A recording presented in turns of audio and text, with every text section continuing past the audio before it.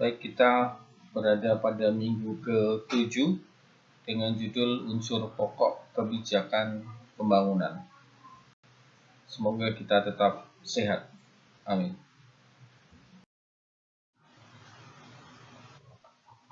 Sesuai dengan tabel pokok bahasan dan subpokok bahasan ini, maka kita berada pada pertemuan ke-7 yang di situ judulnya adalah unsur pokok kebijakan pembangunan. Ada beberapa sub bahasan yang akan kita bicarakan nanti, seperti pandangan pokok analisis mikro dan makroekonomi, keterkaitannya dengan negara sedang berkembang, kemudian juga apa itu proses multiplier dan bagaimana aplikasinya di negara sedang berkembang, juga kebijakan moneter dan fiskal, serta mekanisme pasar jika berlaku di negara sedang berkembang.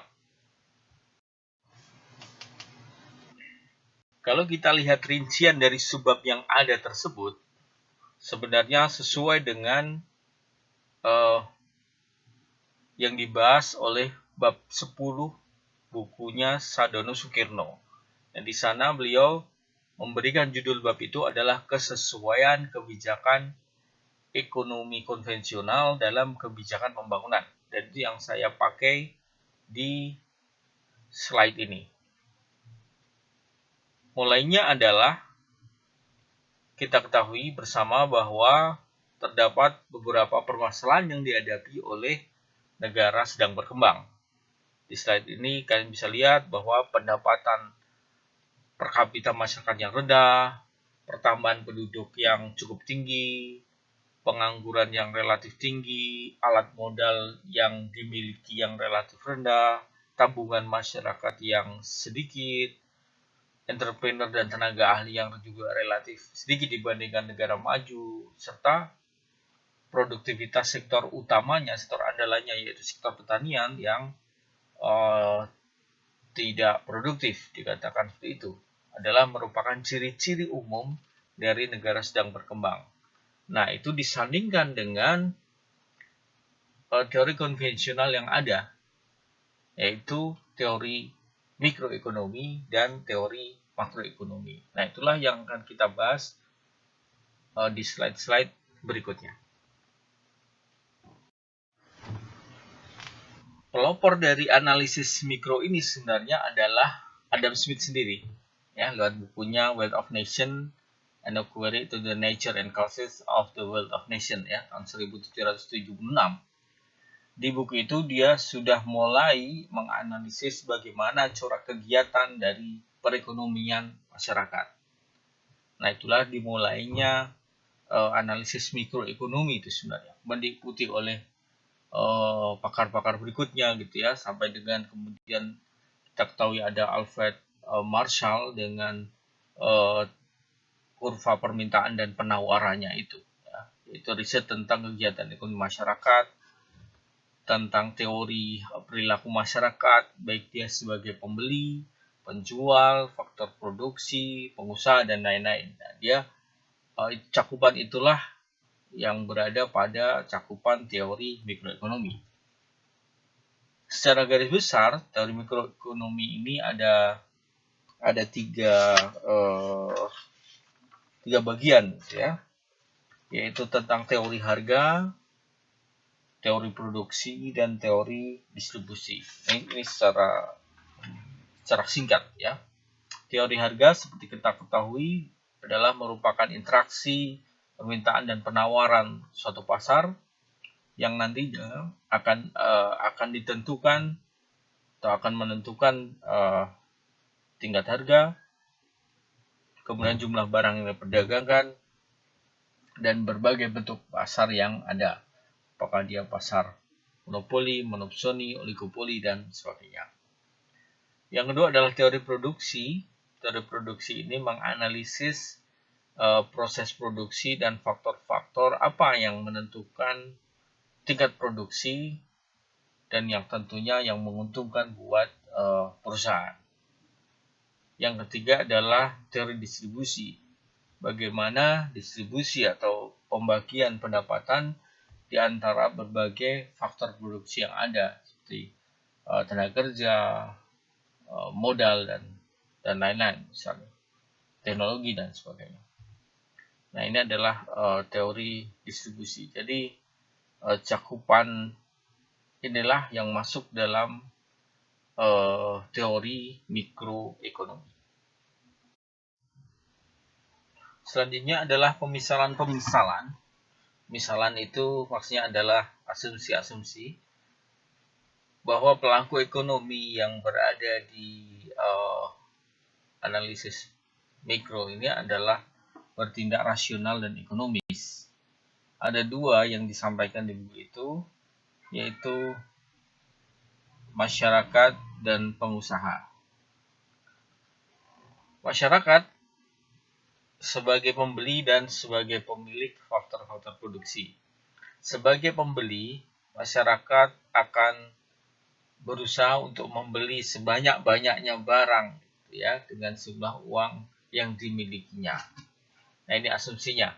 Jadi pelaku ekonomi bertindak rasional dan ekonomis. Ya, rasional dalam arti ini adalah masyarakat akan membeli sebanyak-banyaknya barang dari jumlah uang yang dimiliki atau tertentu. Sebagai pemilik faktor produksi, yaitu sebagai sebuah tenaga kerja ya, sebuah labor, maka dia akan berusaha untuk memperoleh pendapatan maksimal dari tenaga dan keahlian yang mereka miliki atau yang mereka tawarkan.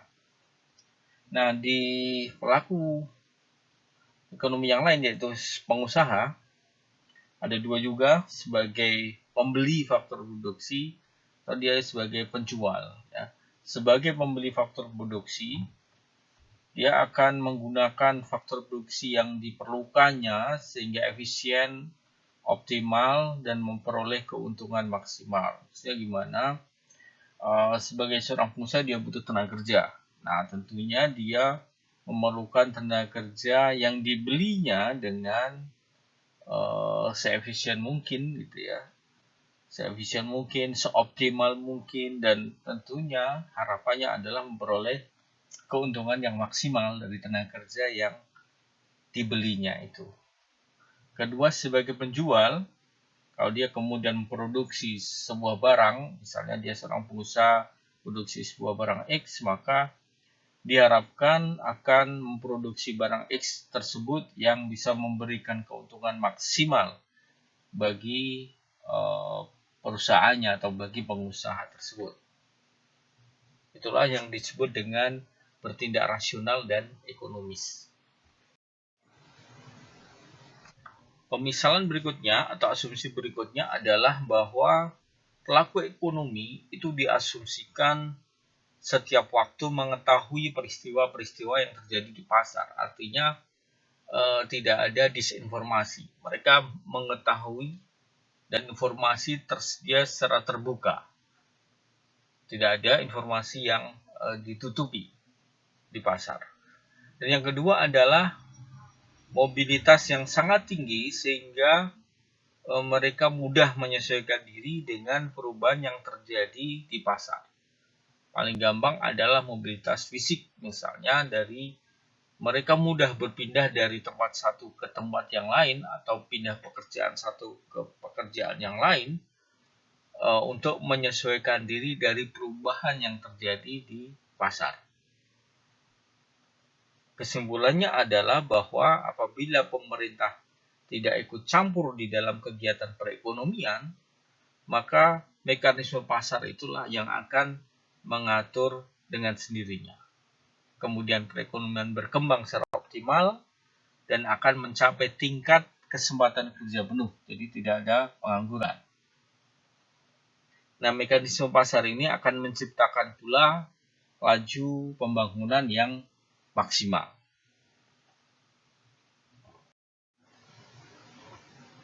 Berikutnya adalah sisi yang lain, yaitu analisis makroekonomi. Pelopor dari makroekonomi ini adalah John Maynard Keynes lewat bukunya The General Theory, bisa singkat saja The General Theory, yang diluncurkan tahun 1936. Dia mengembangkan teori ekonomi yang menggambarkan dan menyelesaikan masalah ekonomi pada saat itu. Apa yang terjadi? Terjadinya ketidakstabilan perekonomian di Eropa, karena beliau orang Inggris ya, yang mengakibatkan terjadinya pengangguran dan alat produksi yang idle, yang tidak seluruhnya digunakan, serta terjadinya depresi ekonomi di Amerika pada awal tahun 30-an itu. Kemerosotan ekonomi terjadi di mana-mana karena kurangnya permintaan masyarakat.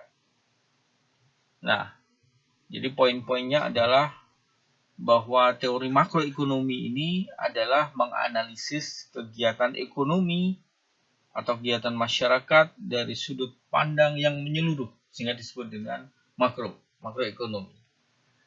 Nah, teori makroekonomi ini menganggap, kebalikan dengan mikroekonomi, makroekonomi ini menganggap bahwa mekanisme pasar tidak selalu menciptakan efisiensi yang tinggi dalam sebuah kegiatan ekonomi. Karena itulah, pemerintah harus ikut campur di dalam perekonomian untuk mengatasi masalah itu. Nah, campur tangan ini diperlukan untuk apa? Untuk menjamin tingkat kesempatan kerja penuh yang versinya mikroekonomi itu akan tercipta dengan sendirinya. Dan juga kestabilan ekonomi nantinya akan tercipta. Campur tangan tersebut terutama dijalankan dengan dua aktivitas ya, yaitu kebijakan fiskal dan kebijakan moneter. Tujuannya tentunya adalah keadaan ekonomi yang nantinya stabil dan tingkat pengangguran yang diharapkan akan rendah.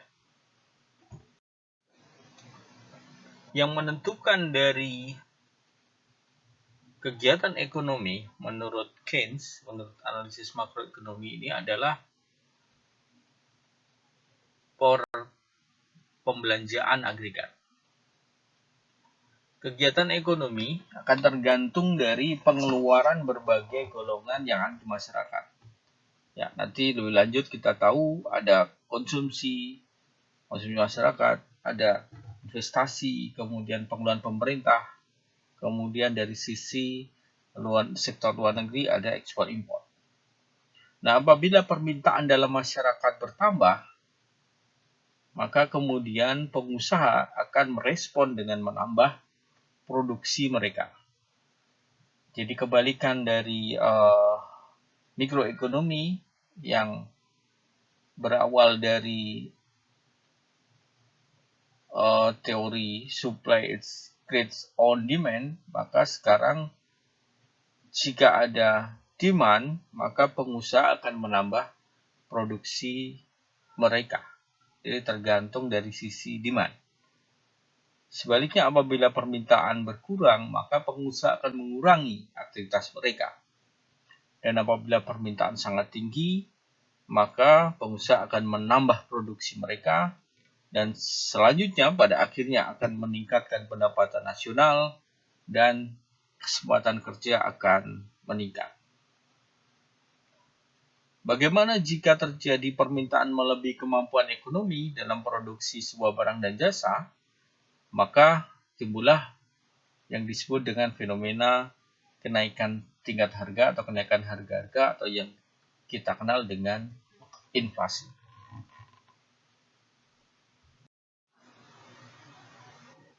Baik, selanjutnya seperti yang tadi saya sampaikan, pengeluaran masyarakat ini dibedakan dalam 5 golongan. Yang pertama adalah pengeluaran seluruh rumah tangga. Ini kalau di rumus makroekonomi kita singkat dengan C, itu ya, konsumsi rumah tangga. Yang kedua adalah penanaman modal oleh para pengusaha, biasa kita singkat dengan I, investasi. Yang ketiga adalah pengeluaran pemerintah atau government expenditure, biasa kita singkat dengan G. Kemudian 4 ekspor, dan 5 adalah impor luar negeri atau X dan M.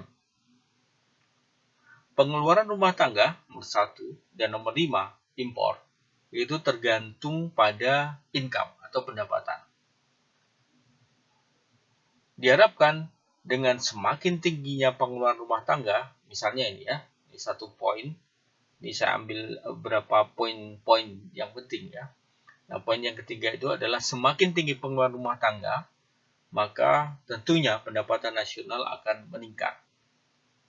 Sebaliknya, jika semakin tinggi impor, maka pendapatan nasional akan berkurang. Karena apa? Karena belanjanya digunakan untuk alokasi belanja barang yang bukan diproduksi dalam negeri, tapi oleh produksi luar negeri. Kemudian poin berikutnya adalah yang nomor 2, penanaman modal oleh para pengusaha itu ditentukan oleh suku bunga. Semakin suku bunga menarik buat pengusaha, suku bunga yang menarik tentunya adalah suku bunga yang rendah, maka penanaman modal akan berjalan dengan baik, gitu ya. Kemudian yang ketiga adalah pengeluaran pemerintah atau government expenditure. Ini ditentukan apa? Ditentukan yang utama oleh pertimbangan politik tentunya, karena anggap saja APBN misalnya. APBN adalah produk dari pertimbangan politik ya.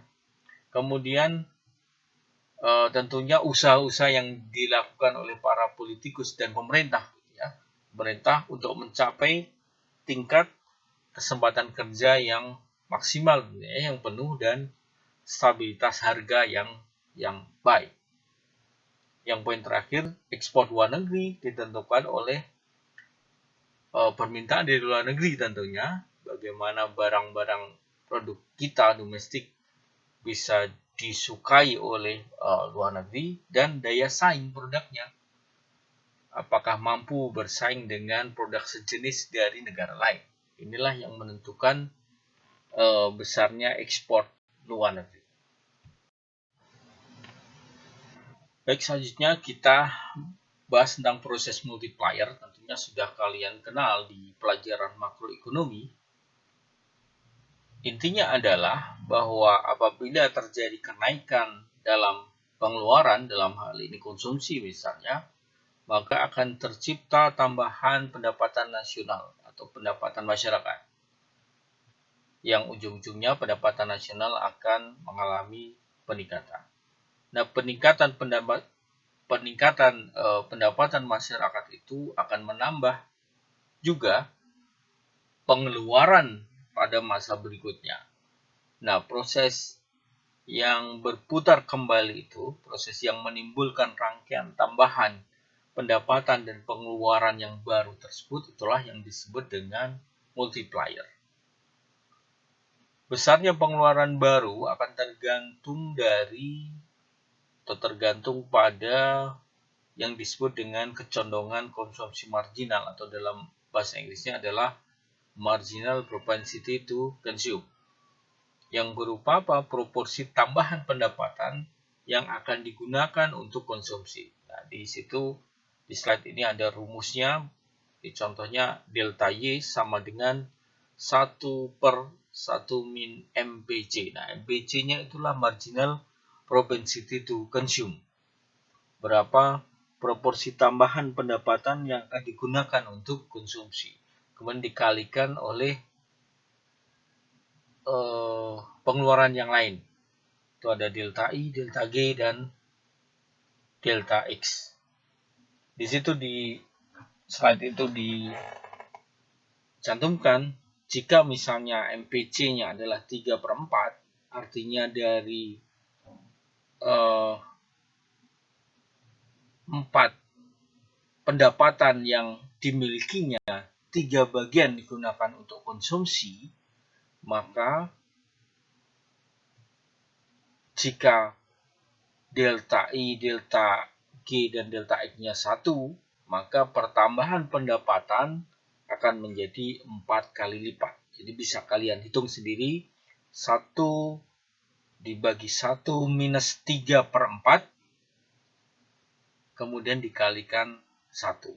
Maka akan ketemu nilai 4. Nah, 4 itu adalah 4 kali lipat dari pertambahan pendapatan yang terjadi. Jadi multiplier-nya adalah sebesar 4 kali lipat.